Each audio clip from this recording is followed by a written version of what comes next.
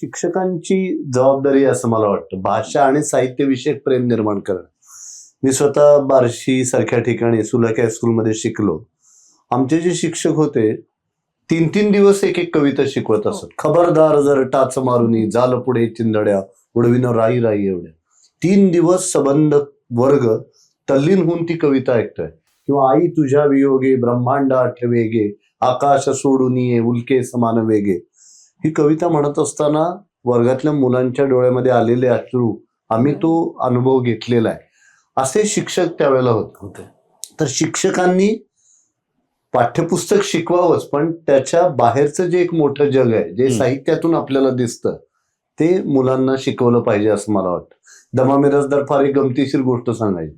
ते म्हणाले शिक्षकांची जर भाषा आणि साहित्याकडे पाहण्याची दृष्टी नसेल चांगली त्याने अभ्यास केला नाही तर काय गमती जमती घडतात. तर जुन्या काळातले एक शिक्षक होते. एका उन्हाळ्याचे दिवस लग्नाला गेले आणि मग तिथे मस्त जिलेबी आणि मठ्ठ्याचं जेवण झालं आणि वर्गामध्ये आल्यानंतर त्याने कविता शिकवायला सुरुवात केली. आयशा समयी रणात बाण मारीसी ताकात. तो कुणालाच काही कळेना. आयशा समयी रणात बाण मारीसी ताकात म्हणजे. तर मग एका मुलाने विचारलं की अहो सर हे काही कळत नाही रणामध्ये आणि ताकात बाण म्हणजे हे आम्हाला काहीच कळत नाही. तर ते म्हणाले पूर्वीच्या काळी अशी युद्ध व्हायची म्हणाले की जे लढणारे असायचे ते टप्प्याटप्प्याने रणांगणावरती यायचे. म्हणजे पहिलं सैनिक लढून झालं की ते जेवायला जायचं मग पुढचं सैनिक यायचे.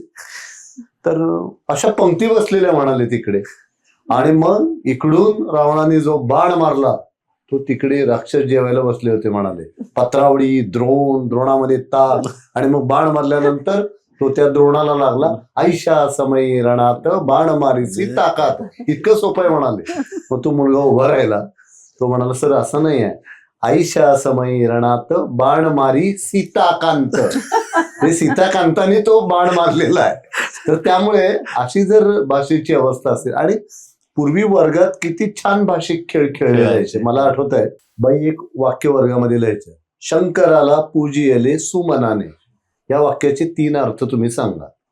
शंकराला फुलांनी शंकराचं पूजन केलं. शंकराला सुमन नावाच्या मुलीनी पूजन केलं.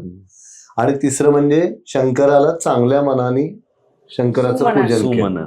म्हणजे भाषेच्या या ज्या छटा आहेत आता कार्य आणि क्रिया दोन्हीचाही अर्थ एकच आहे पण ते वेगवेगळ्या संदर्भामध्ये. आपण असं म्हणत नाही आमच्या घरी चिरंजीव अमुक अमुक आणि ची चौका अमुक अमुक यांची क्रिया अमुक अमुक मुहूर्तावर केली असं आपण कधी म्हणत नाही. त्याला कार्यच म्हणतात. त्यामुळे शब्दांच्या ताजवेतोल वापराविषयीचं जे गांभीर्य आहे की जो संस्कार लहानपणी शाळेपासून व्हायचा तर तो कुठेतरी हरवत चाललाय. तर मला वाटतं ती शिक्षकांची मोठी जबाबदारी आणि पालकांची सुद्धा की नेमका नेटका शब्द कुठे वापरला पाहिजे हे शिकवणं. आता अलीकडे इतके कवी आहेत म्हणजे सर तर नेहमी भाषणामध्ये दगड मारला तरी 100 कवी उभे राहतील असं. तर पण तुमच्या मनामध्ये आत्ताच्या या क्षणी नवीन कवीची एकतरी कविता तुम्हाला आठवते का सांग. आणि पूर्वीच्या ज्या कविता आहेत त्या सगळ्या लक्षात आहेत कारण वर्गामध्ये शाळा सुटायच्या आधी त्या एका सुरात सगळे विद्यार्थी गाल गाल पिंगावाऱ्या माझ्या परसात. म्हणजे हे आत्ताच तुमच्या लक्षात राहू शकत नाही याचं कारण तुम्ही वर्गामध्ये तेवढे एफर्ट्स घेतच नाही.